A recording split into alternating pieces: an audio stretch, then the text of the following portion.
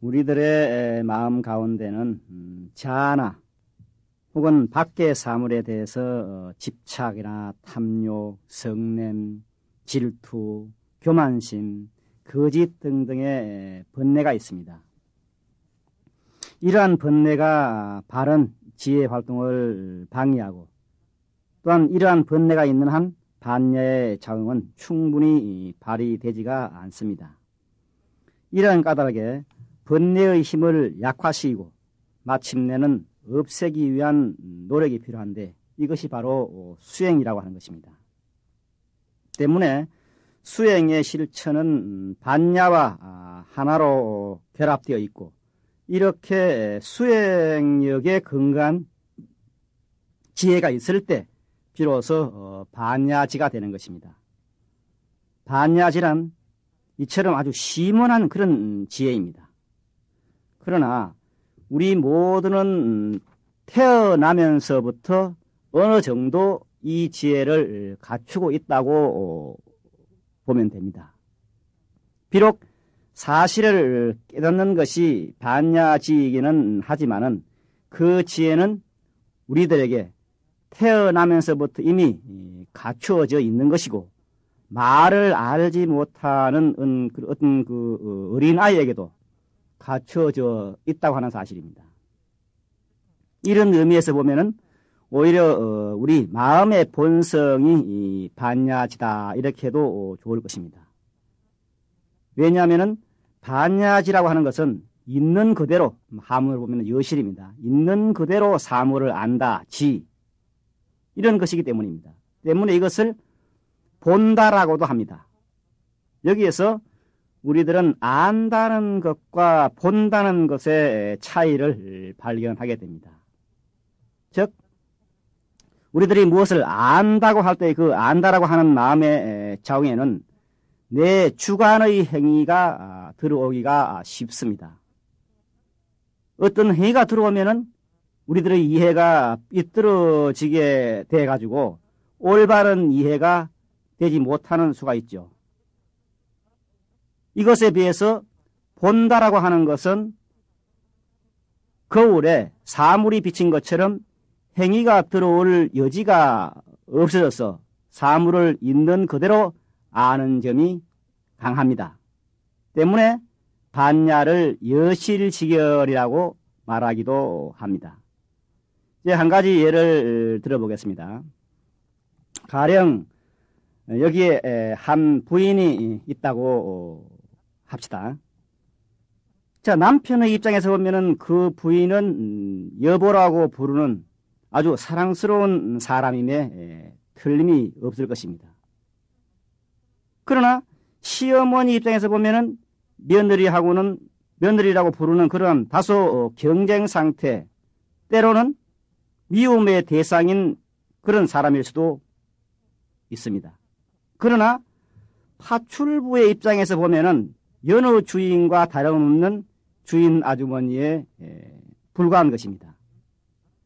자, 한 부인을 두고 왜 이렇게 상대에 따라서 그 호칭이 달라지고 그 사람에 대한 감정이 달라지는가?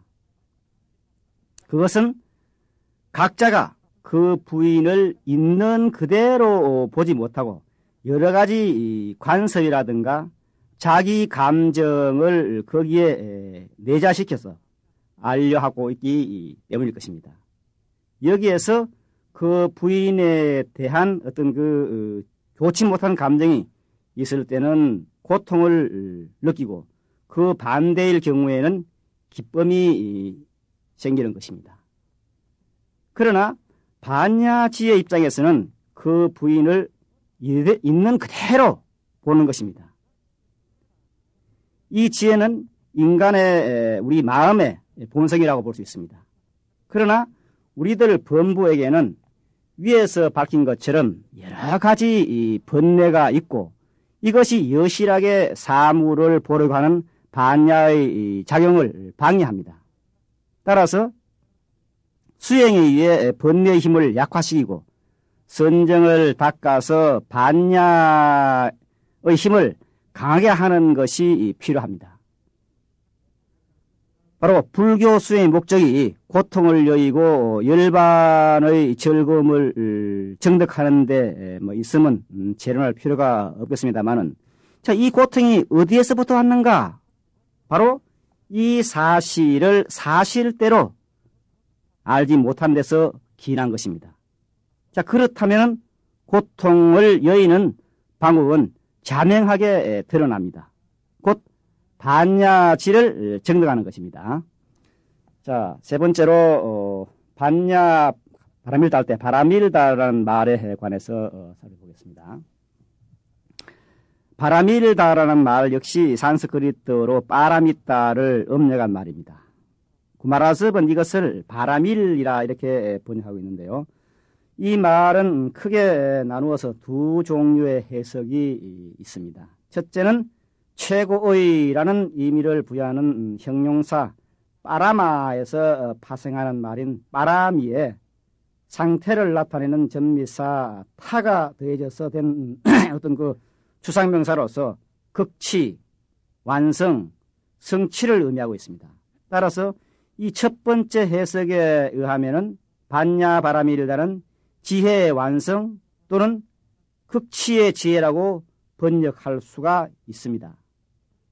둘째는 저쪽의 언덕을 의미하는 명사 빠라의 목적격 빠람에서 간다라고 하는 어근 이를 붙여서 저쪽의 언덕에 가는 자라는 빠라미트라는 명사를 만들고 문법 규칙에 의하여서 최후의 t를 생략하고 전미사 따를 붙여서 빠라미타라는 복합어를 만들었다는 것입니다. 그래서 그것은 저쪽의 언덕에 가는 저쪽의 언덕에 간 상태를 의미하고 있습니다. 따라서 이 둘째 번의 해석에 의할 것 같으면 반야 바라밀다는 지혜에 의해서 피안에 가는 것 혹은 지혜에 의해서 피안에 간 상태라고 이렇게 번역이 되겠습니다. 자, 부처님은 보살의 수행, 이것이 육바라밀인데요. 이 수행을 완성해서 부처님이 되신 까닭에 바라밀다를 완성이라고 해석해도 좋을 것입니다. 그러나 완성이라고 하는 것은 사실 직선적인 사고방식이죠. 사물을 직선적으로 고찰하면 완성한 뒤에는 어떻게 될까 하는 문제가 생기게 됩니다. 가령 하나의 문명이 완성되었다면 그 문명은 그 뒤에 어떻게 될 것인가? 완성되었다면 거기에는 진보는 멈추고 맙니다. 가령 완전이라 해도 진보나 변화가 없는 세계 정도로 퇴굴해버리고 말 것입니다. 진보가 없다면 필연적으로 생기를 잃어서 쇠퇴로 향하게 되지 않을까 이렇게 해볼 수 있습니다. 이 사정은 개인의 어떤 그 완성의 경우에도 마찬가지일 것입니다. 진보가 멈춘 사람의 생활은 가령 완성되었다 해도 퇴보한 것이라 할 수 있습니다. 즉 완성을 직선적으로 고찰하면 자기를 부정하는 계기가 그 가운데서 나오게 됩니다. 부처님께서도 보리수 아래에서 정각을 얻어 수행을 완성하고는 더 이상 이 세상에서 할 일이 없어졌을 때 허무의 10년에 빠졌다고 경전에서는 기록하고 있습니다. 그때까지 전 힘을 다해서 깨달음을 얻고자 고심했기 때문에 그것이 달성되었을 때 이 목표가 호련히 사라져버린 것입니다. 즉 허무가 찾아온 것입니다.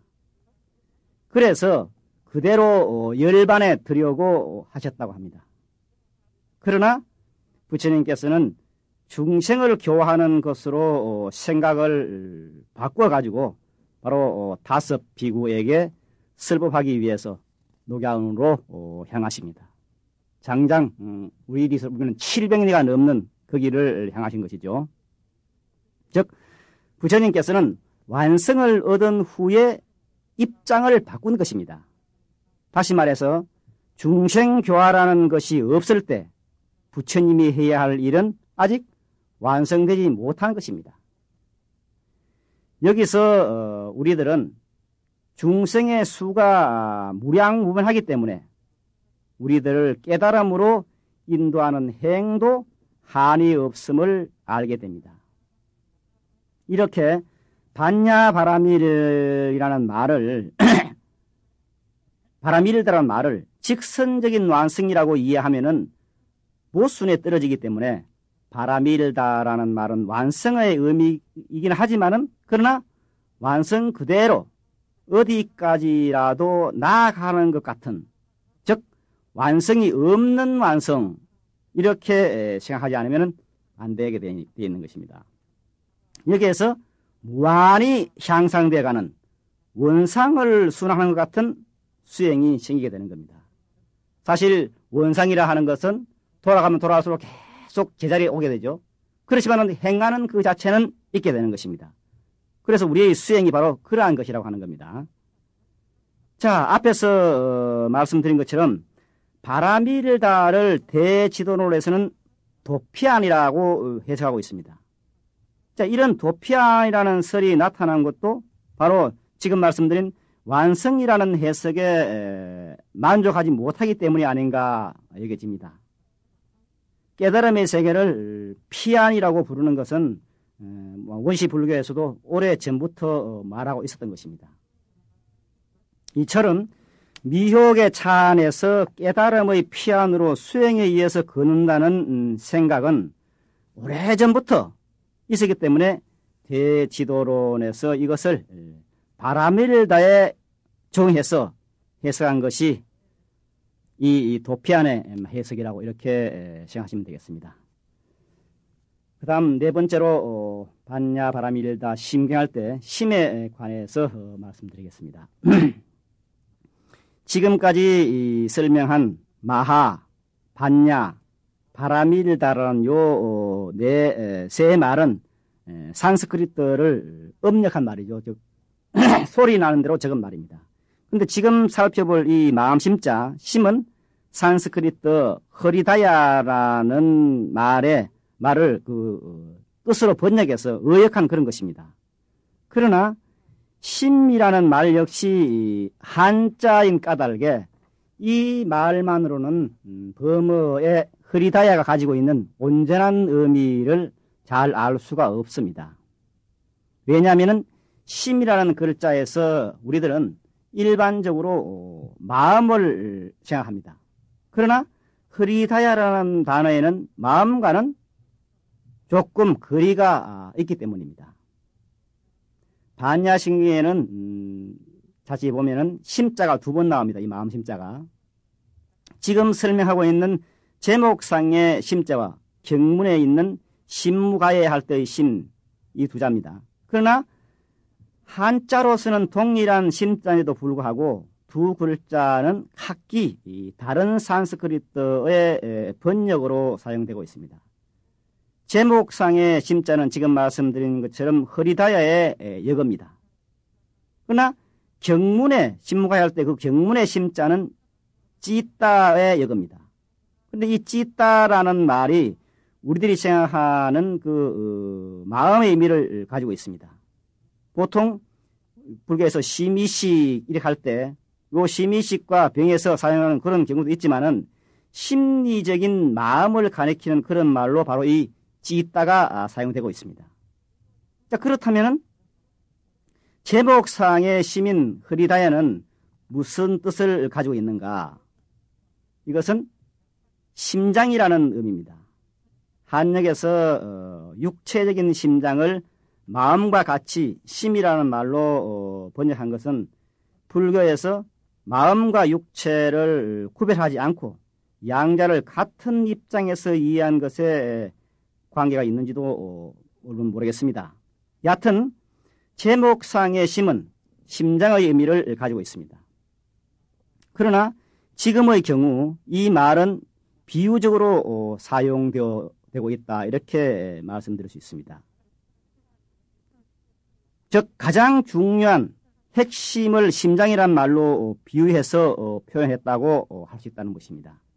물론 허리다야에는 심장이라는 말 외에 중심이라든가 본질, 진수 등의 의미가 있기 때문에 이 말을 바로 정해서 심을 해석할 수도 있습니다. 이 경우 반야 바람이 일다 심 이렇게 하는 것은 반야 바람이 일다의 진수 이런 해석이 가능하게 되겠죠. 자, 끝으로 반야 바람이 일다 심 경 할 때 경에 관해서 말씀드리겠습니다. 이 경전할 때 경은 산스크리트 수트라를 번역한 말입니다. 그리고 이 수트라라는 말은 무슨 직선 곡선할 때 그 선이라든가 혹은 명주실 할 때 그 실의 의미가 원래의 뜻입니다. 인도를 여행한 경험이 있는 분들이라면은 다 보았겠지만은 인도에서는 꽃을 실에 깨어서 화발을 이런 목에 걸어주는 그런 화발을 만드는 습관이 옛부터 있어 왔습니다. 이렇게 실에 꽃을 깨면 많은 꽃을 흩어지지 않게 모을 수가 있습니다. 이러한 습관에 연유해서 부처님의 교서를 간략화해서 짧은 문장으로 흩어지지 않게 묶은 것을 수트라라 이렇게 부르게 된 것입니다. 따라서 경이란 말은 부처님의 참된 가르침을 모은 것이라는 그런 의미가 있습니다.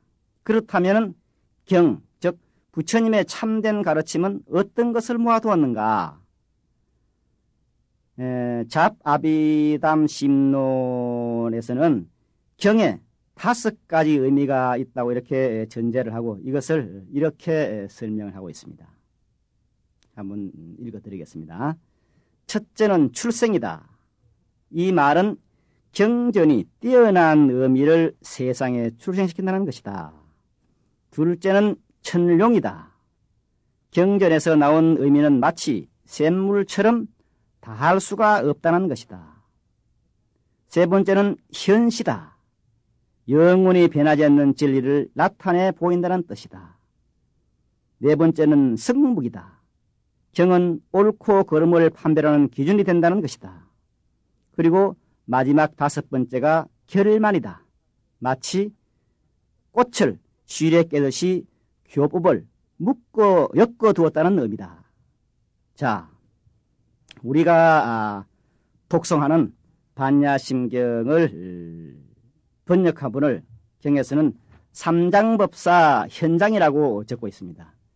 여기서 말하는 삼장이란 경장, 율장, 논장을 가리킵니다. 경장은 부처님의 교리를 모은 거, 율장은 계율을 모은 거, 논장은 경에 대한 제자들의 연구 성과를 모은 것을 말합니다. 자, 이러한 입장에서 경이라고 하면 불교의 모든 서적들을 총괄하는 3장 중에서 율장과 논장을 뺀 부처님의 말씀이다. 이렇게도 설명을 할 수 있겠죠. 자, 이상에서 경 제목의 설명을 마치고 다음으로 반야심경의 본문의 구조에 관해서 살펴보겠습니다. 먼저 반야심경의 설자에 관한 것입니다. 우리들은 반야심경에 광본과 약본 두 종류가 있고 광본 반야심경에는 경전이 갖추고 있어야 할 서분이 있음을 살펴보았습니다. 다시 한번 반야심경이 쓰여지는 그때 사정을 광본의 서분을 통해서 살펴보면은 이 경이 쓰여지는 과정을 다음에 몇 가지로 나누어 수가 있습니다. 첫째는 이 반야심경은 부처님께서 광대 심심삼매 드신 가운데 설하신 것이라는 것입니다. 따라서 이 경은 부처님의 정명이 함께하고 있다는 것입니다. 둘째로 이 경은 사리불이 부처님의 위실력을 입어서 관자재보살에게 반야바라밀라 행을 물은 데서 비롯한다는 것입니다. 그 다음에 세 번째로 따라서 이 경은 부처님의 호념을 입어서 관자재보살이 깊은 반야바라밀다를 수행하는 방법을 설한 경전이라는 것입니다. 자, 결국 반야심경은 부처님께서 일체 중생들을 성식시키고자 해서 하는 그런 대자대비하신 원력에 의해서 사리불과 관자재보살의 대화로 비롯하는 것이라고 이렇게 할 수 있을 겁니다. 여기에서 우리들은 부처님의 중생을 향한 그런 지극하신 자비심을 엿볼 수 있습니다. 물론 이러한 예는 경전의 도처에서도 볼 수가 있는데요. 그 한 가지 예를 대품반야경의 경문을 통해서 한번 보겠습니다. 경은 이렇습니다.